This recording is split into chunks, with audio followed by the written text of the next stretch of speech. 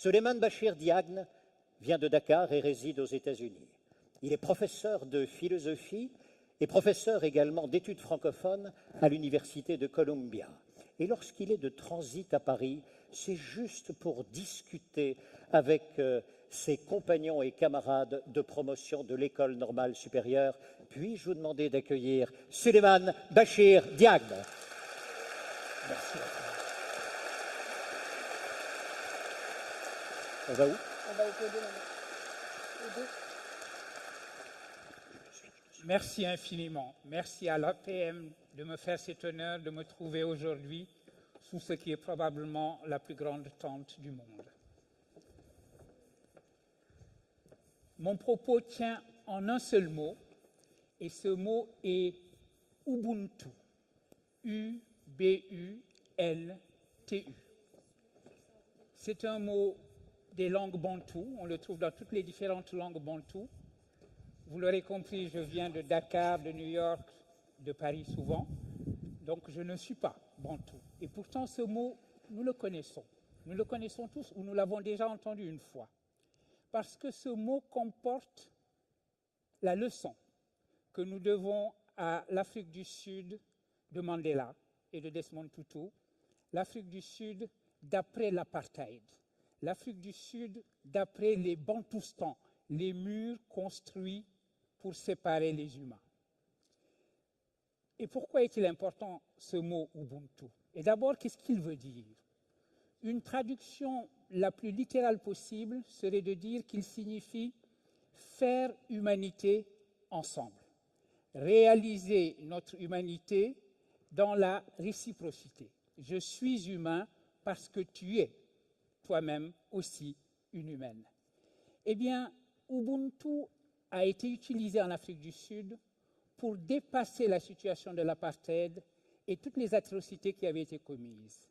Si vous vous en souvenez, si vous vous reportez dans les années 90, au début des années 90, le mot a été employé pour fonder la commission Réconciliation et Vérité qui avait été créée pour connaître des atrocités de l'apartheid, connaître la vérité, mais connaître la vérité en vue de la réconciliation. Non pas la vérité pour la punition, non pas la vérité pour le châtiment, mais la vérité pour sortir de la situation en quelque sorte par le haut, dans la visée de la création d'une nation arc-en-ciel, comme l'Afrique du Sud s'est appelée. Autrement dit, il s'agissait toujours de réaliser ce qui s'était passé, de comprendre ce qui s'était passé, mais avec la volonté de faire Ubuntu, de faire humanité ensemble pour dépasser le cycle mortel de la violence et de la vengeance. Alors pourquoi je vous parle de l'Afrique du Sud à propos d'un sujet que j'ai proposé sous le titre « Habiter la Terre ensemble ». C'est parce que, au-delà de la considération de l'Afrique du Sud, ce mot Ubuntu, l'exigence Ubuntu, est une exigence universelle qui s'adresse à notre temps aussi, qui s'adresse à nous aujourd'hui, à un moment où il s'agit de détruire des murs qui séparent les humains d'eux-mêmes et de leurs prochains, qui les séparent de leur propre humanité, et donc il faut mettre en place à nouveau Ubuntu contre les crispations identitaires, les ethnonationalismes qui construisent des murs pour enfermer chacun à nouveau dans son bantoustan, pour évoquer le vocabulaire de l'Afrique du Sud de l'époque. La montée des ethnonationalismes est une crise majeure de notre temps et cette crise exige Ubuntu. Ubuntu constitue également une réponse à une autre crise majeure de notre temps, la crise de l'environnement, celle dont Thierry vient de parler. Je viens d'un pays, les États-Unis, où les désastres coup sur coup, qui en ont Harvey et Irma, ont fait prononcer aux plus obstinés des climato-sceptiques ce constat qui a été fait il y a quelques jours par le sénateur John McCain, disant, je le cite, « Il se passe des choses sans précédent avec le climat dans le monde et il est important de se rendre compte qu'il y a changement climatique. Ceci était un grand changement parce que ce n'était pas le langage habituel des républicains que de parler ainsi. Ce n'est pas le discours habituel du Parti républicain, c'est déjà commencer à marcher vers Ubuntu. Pourquoi Ubuntu? Parce que c'est ce qui nous dicte notre devoir aussi de prendre soin de la terre, de procéder à ce qu'un philosophe aujourd'hui oublié, qu'on devrait retrouver, le père Théard de Chardin, appelait une humanisation de la terre. Voilà donc les deux points de mon propos. Ubuntu contre l'ethnonationalisme et Ubuntu pour l'environnement. Quand j'ai proposé ce sujet de réflexion, il y a déjà plusieurs mois, je ne m'attendais pas à voir l'ethnonationalisme porté à son paroxysme comme il l'a été récemment dans le pays où je vis, aux États-Unis, comme il l'a été dans cette ville universitaire de Charlottesville. Les événements qui se sont déroulés dans ce campus de Charlottesville ont manifesté d'une manière absolument outrancière, paroxystique si vous voulez, ce vers quoi pointent les ethnonationalismes. On peut être sidéré de voir qu'en 2017, dans une ville universitaire, de jeunes nazillons peuvent défiler en portant des torches, des flambeaux et en proclamant « Blood and Soil » comme dans les années 30 et autres slogans fascistes, ou de voir le Ku Klux Klan se sentir une nouvelle jeunesse, se sentir des ailes. Ce sont là, on va dire, des aspects grotesques. On pourrait considérer qu'il s'agit là d'aberrations, et c'est vrai. Même quelqu'un comme Steve Bannon, représentant de l'alt-right, a considéré que ces gens qui défilaient étaient au bout du compte simplement des clowns. Certes, c'était des clowns. Certes, c'était une aberration.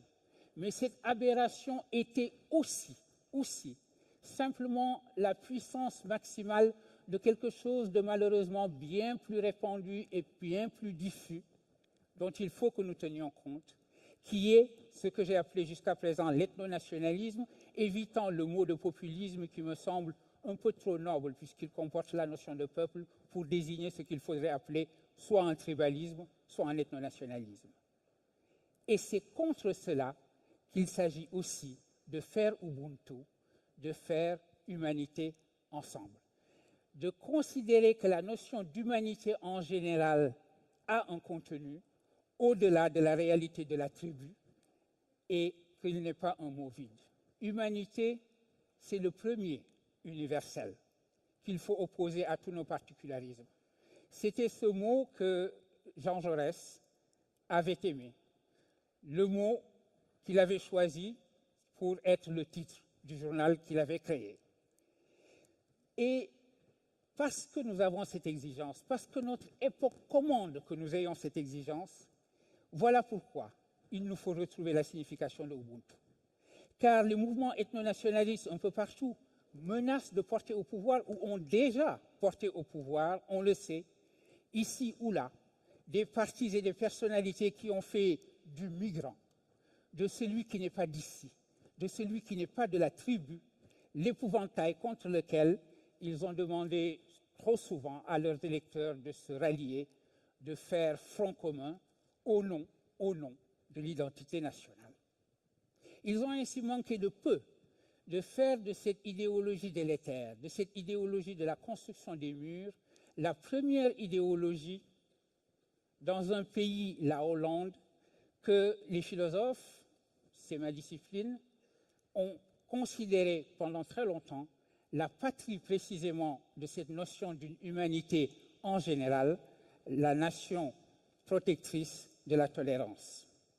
Un symbole aujourd'hui de ce face-à-face entre le migrant et l'ethnonationaliste, c'est ce bateau que de jeunes Européens d'extrême droite, s'appelant eux-mêmes génération identitaire, ont affrété pour aller faire barrage en Méditerranée aux embarcations de migrants. On se demande s'ils comptent les couler, ces embarcations. Un autre symbole malheureusement très présent est celui de l'épuration ethnique en cours en Birmanie, dont sont victimes les Rohingyas. Ce symbole est particulièrement important, car il montre, d'une part, que les religions, quelles qu'elles soient, peuvent être facilement instrumentalisées par les ethnonationalismes et être transformées en des fanatismes meurtriers.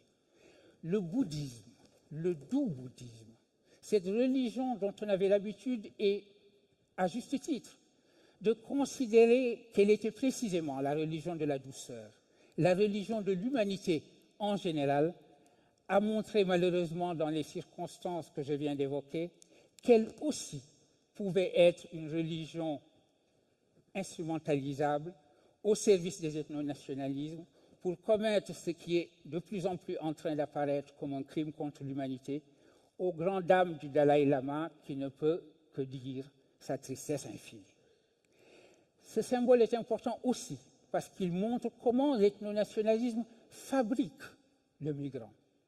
D'avoir toujours vécu en Birmanie depuis plusieurs générations ne fait pas perdre aux Rohingyas, aux yeux de l'ethnonationalisme bouddhiste birman, leur statut d'éternels errants, d'éternels migrants, de gens qui sont toujours d'ailleurs et donc restent à jamais, éternellement d'ailleurs.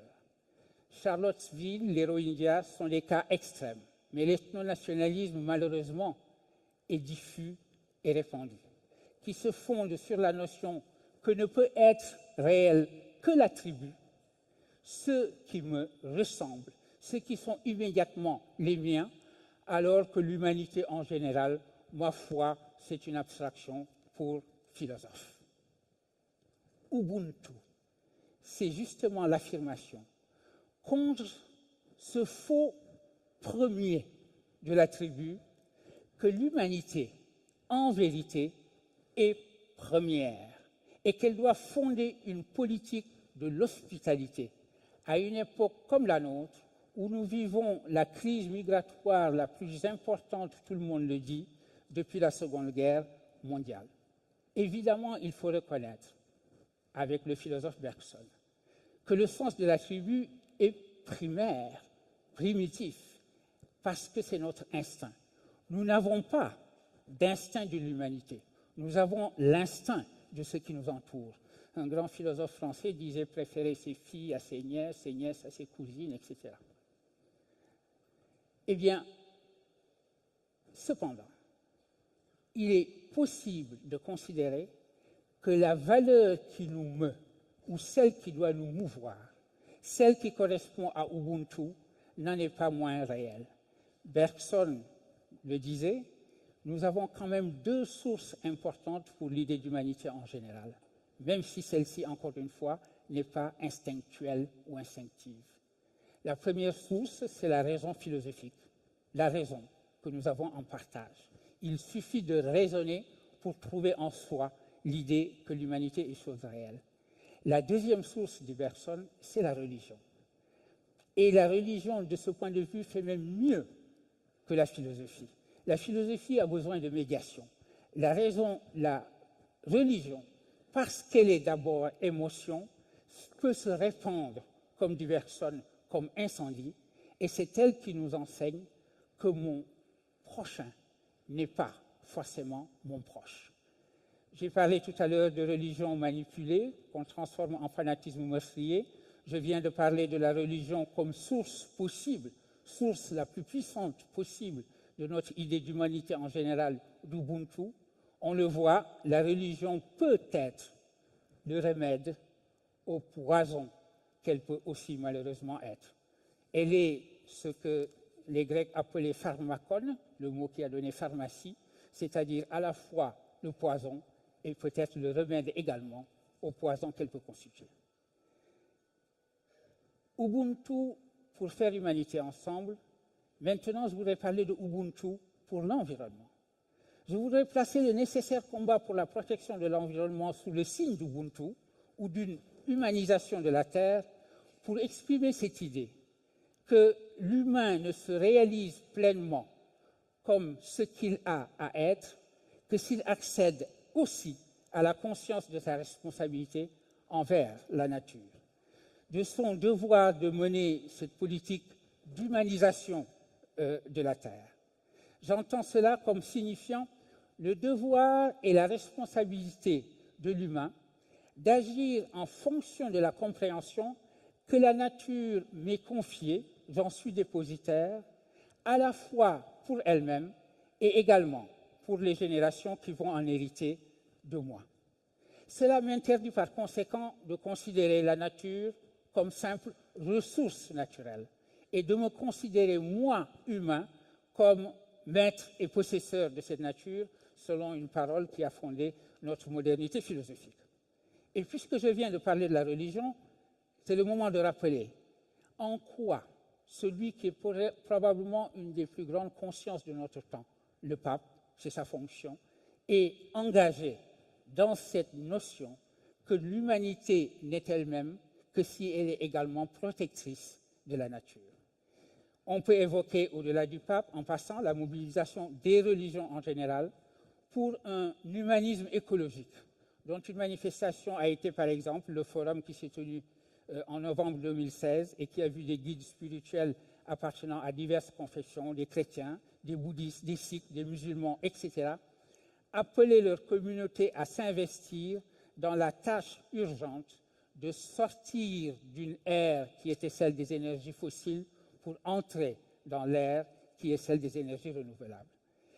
Cette mobilisation des religions, au fond, repose sur l'anthropologie qui est constitutive de la religion en général, en tout cas des religions monothéistes que je connais mieux, en tout cas de la religion islamique qui est celle que je connais encore mieux.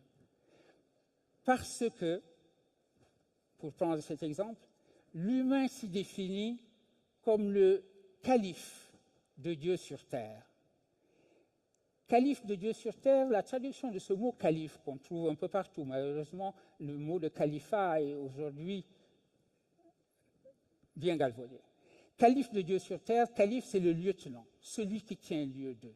C'est précisément parce que l'humain est celui qui tient lieu de Dieu au sein de sa création qu'il est de sa responsabilité de prendre soin de cette création, d'en être le steward. Et la raison pour laquelle cela a encore la signification d'Ubuntu, et ça va être mon dernier mot, c'est que précisément, pour comprendre que nous ne sommes pas un empire dans un empire, que nous ne pouvons pas saccager la nature, il n'est pas besoin de dissoudre l'humanité comme certains sont tentés de le faire aujourd'hui en disant l'être humain n'est qu'un vivant parmi les autres. Au contraire, il faut affirmer cette humanité, mais l'affirmer comme Ubuntu. Et ce sera mon dernier mot. Je vous remercie infiniment.